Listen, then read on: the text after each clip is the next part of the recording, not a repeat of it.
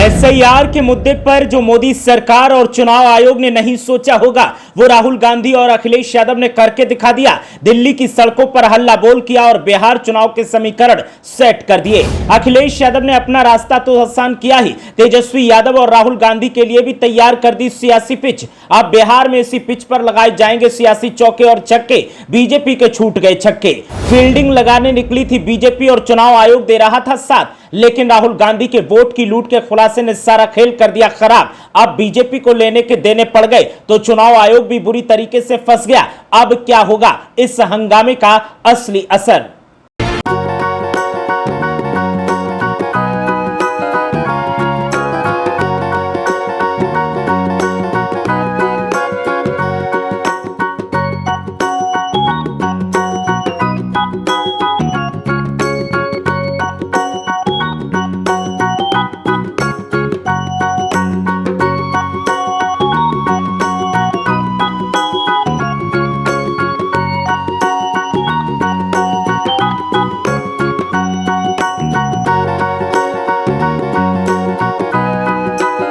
पर नेता प्रतिपक्ष राहुल गांधी के साथ मिलकर अखिलेश यादव ने जो हल्ला बोल किया, उस हल्ला बोल का असर दिल्ली से लखनऊ और लखनऊ से पटना तक देखने को मिल रहा है।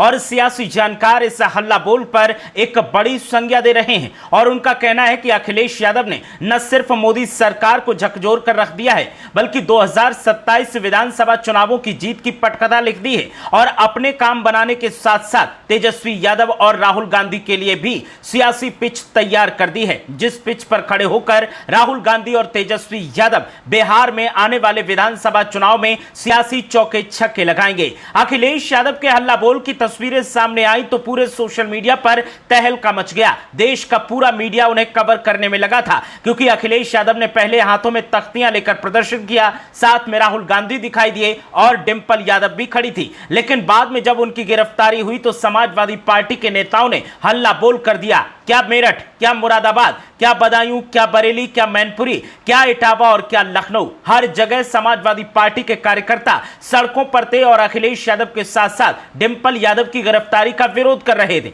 तो साथ ही साथ एसआईआर के मुद्दे पर जिस तरह से राहुल गांधी ने आवाज बुलंद की तो राहुल गांधी का भी समर्थन कर रहे थे। राहुल गांधी, प्रियंका गांधी, समाजवादी पार्टी के तमाम सांसदों समेत कांग्रेस के तमाम सांसदों को गिरफ्तार किया गया, जिनकी तस्वीरें सामने आई तो देश की राजनीति का माहौल एकदम अलग हो गया। और माहौल जो अलग हुआ, उस माहौल ने एक नया समीकरण पैदा कर दिया है और यह समीकरण सत्ताधारी पार्टी के लिए खतरे की घंटी बजा रहा है, ऐसा सियासी जानकारों का कहना है। राहुल गांधी, अखिलेश यादव की गिरफ्तारी से जहां बिहार के विधानसभा चुनावों के समीकरण सज गए हैं, तो वहीं एसआईआर के मुद्दे पर चुनाव आयोग पर जो सवाल खड़े किए जा रहे थे, उन सवालों में अब शक की गुंजाइश पैदा हो गई है, क्योंकि चुनाव आयोग लगातार विपक्ष पर उल जलूल बयानबाजी करने का और फालतू की सुर्खियां हासिल करने का आरोप लगा रहा था। लेकिन कल जिस तरह से विरोधी सांसदों के विरोध पर अंकुश लगाने की कोशिश की गई और जो बल प्रयोग किया गया, उसने विरोधी सांसदों के सवालों को कहीं ना कहीं सही साबित कर दिया है। और अब सियासी जानकारों का कहना है कि अगर चुनाव आयोग ने गलती की थी तो चुनाव आयोग को अपनी गलती स्वीकार करनी चाहिए थी। बीजेपी को भी बड़े दिल से इस बात को स्वीकार करना चाहिए था और विरोधी सांसदों की बात को मानते हुए जांच के आदेश देने चाहिए थे। लेकिन बीजेपी ने हेकड़ी का रास्ता अख्तियार किया और विरोधी सांसदों ने उसकी हेकड़ी की महफिल को लूट लिया। जिस तरह से सड़कों पर हल्ला बोल दिखा, उसने इतना तो साबित कर दिया कि बीजेपी कहीं ना कहीं अब बैकफुट पर दिखाई दे रही है। प्रियंका गांधी को गिरफ्तार किया गया, राहुल गांधी को गिरफ्तार किया गया, अखिलेश यादव को गिरफ्तार किया गया, डिंपल यादव को गिरफ्तार किया गया, मल्लिकार्जुन खड़गे और तमाम लोगों को गिरफ्तार किया गया। और उसके बाद फिर मल्लिकार्जुन खड़गे ने शाम को डिनर दावत दी, जिसमें तमाम इंडिया गठबंधन के दल शामिल हुए और सांसदों ने पार्टी को एंजॉय किया और साथ ही अगली रणनीति बना ली। अब रणनीति यह बनाई गई है कि एसआईआर के मुद्दे पर अगर चुनाव आयोग विरोधी दलों की नहीं सुनता है, बीजेपी अगर इस पर चर्चा नहीं करती है, तो हल्ला बोल फिर से किया जाएगा और हल्ला बोल करते हुए सत्ताधारियों को आईना दिखाने का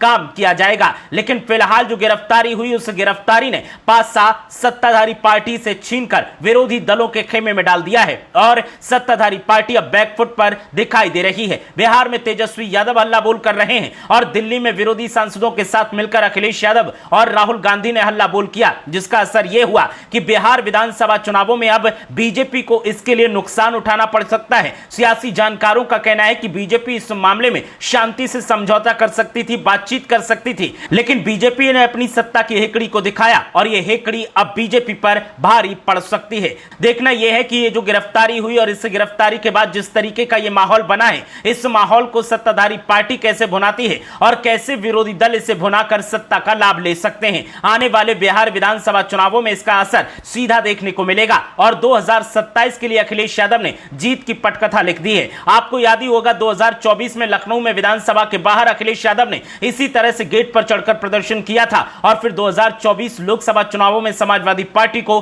कितना फायदा मिला। और अब 2025 में जिस तरह से अखिलेश यादव ने बैरिकेटिंग को लांगा है, उससे 2027 का रास्ता उन्हें साफ दिखाई दे रहा है और सियासी जानकार भी इसका फायदा मिलने के संकेत दे रहे हैं। क्या आपको भी ऐसा लगता है? हमें कमेंट करके जरूर बताएं।